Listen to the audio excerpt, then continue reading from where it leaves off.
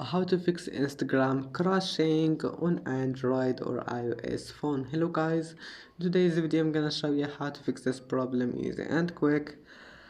First thing you need to do here is to go to settings, then go to battery, and here you will find performance mode. Just enable it. If you found it, enable it, or you can just make sure power saving mode is disabled, and that's it.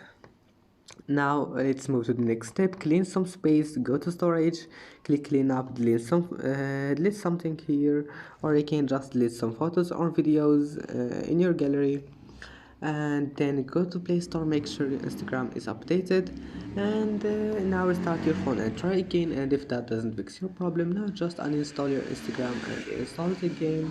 And that's it. Don't forget to like and to subscribe, and see you in the next video.